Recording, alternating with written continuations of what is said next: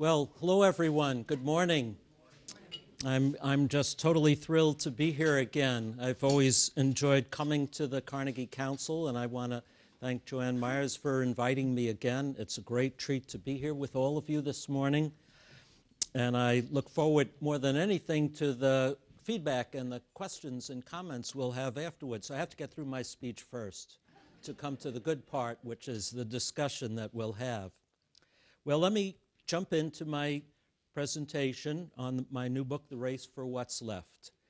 And the gist of my presentation is that we are at a pivotal moment, a turning point in the history of the human species.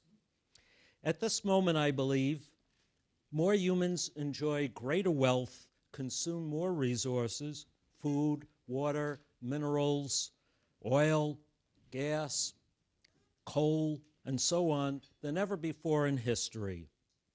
This extraordinary abundance has been made possible because humans have brought to bear increasingly sophisticated technology to search the world for sources of the vital materials we need to produce all of this wealth and abundance.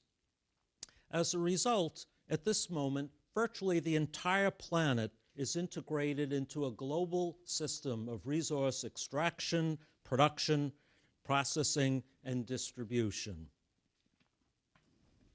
This is a remarkable achievement and makes it possible for us and billions of people around the world to enjoy an exceptionally high standard of living, higher than any other humans have ever experienced.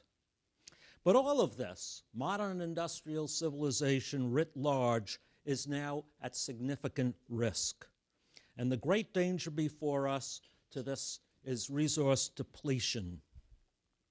Because we humans have been consuming the world's natural resources at such a frantic pace for so long, many, if not most, of the primary resource reservoirs on which we depend, oil fields, natural gas fields, coal mines, copper and iron mines, forests and fisheries, and so on, are largely exhausted or are rapidly being depleted at such a rapid pace that they too will soon be depleted. Let me just give you one example of what I'm talking about. In 2009, the International Energy Agency, the IEA, which is an arm of the Organization for Economic Cooperation and Development, conducted a survey, the first ever systematic survey of all of the major oil fields then in production, the 800 major oil fields which supply the vast majority of the oil on which we depend. In 2009, those oil fields, our main source of energy, were producing 68 million barrels a day out of the 80 million barrels a day or so that we consume. But these fields are being depleted at such a rapid rate, the IEA found, that they predicted that by 2035, 75% of the productivity of those fields would vanish. And those same 800 fields would be producing only about 18 million barrels a day, a loss of 50 million barrels a day, most of the world's oil supply. Now let's be very clear. If that oil is not replaced, the petroleum age will be over, our global transportation systems will collapse, and the world economy will be in ruins. Fortunately, says the IEA, we will find new oil to replace all that's lost. But they also make it very clear that this new oil will not be the same kind, of the same nature as that which has been lost. It will not be the easy oil that we've relied on up until now.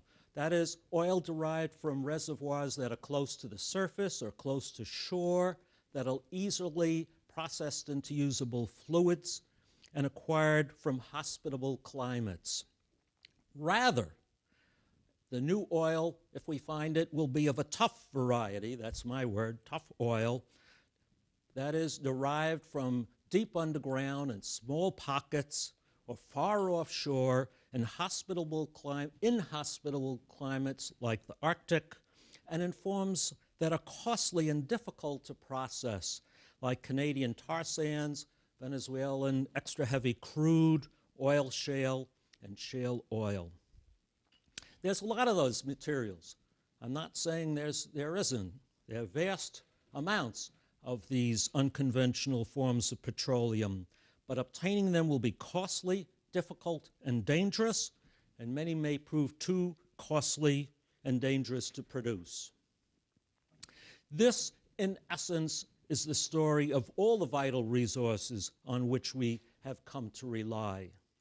Most primary sources of supply are in decline or soon will be so, and the remaining sources, for the most part, are less desirable due to their location in the far north, the far offshore, or their inferior quality, low-grade ores, or trapped in unyielding geological formations. Again, these materials are not necessarily disappearing, but the remaining supplies are less prolific than those they replace, and they're located in difficult areas and may not be able to meet human needs for very much longer. I also worry about global supplies of farmland that we need to produce the food we humans will rely on. Most of the world's arable land, rain-fed land, is now in production. The supply of water that can be used to irrigate land is limited, and the population is growing, and it's very unclear where the additional farmland is going to come from to meet future human needs. So as I say, we're at a pivotal moment in the history of the human species. What we see unfolding before us is what I call the race for what's left, a global struggle and scramble for the world's last resources. This contest will have many powerful consequences, which I believe will shape our lives and shape the course of future human history, and so deserve close attention. What I see is an epic struggle emerging between the world's major industrial powers and the world's major resource corporations for control over what remains of the world's primary resources.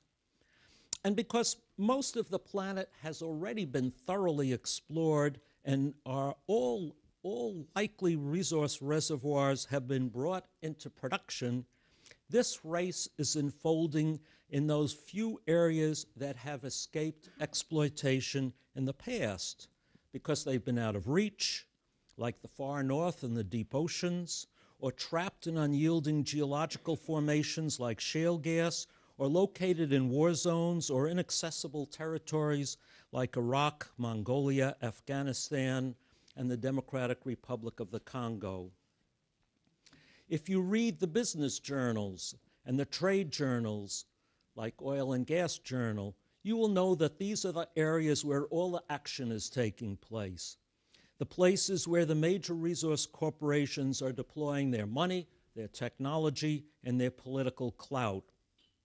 This summer, for example, as the ice sheet melts and temperatures rise, drilling, and we will see the busiest drilling season ever in the far north, with new projects coming underway in the Beaufort and Chukchi Seas, lap the waters of the Arctic that abut Alaska, in waters off of Greenland, and in the Barents Sea above northern Norway. We're also going to see an accelerated pace of drilling in the deepwater Gulf of Mexico, in offshore Brazil, and in offshore West Africa. Particularly, we're going to see increased efforts to extract the pre-salt oil, the oil below the salt dome under the Atlantic Ocean off of Brazil.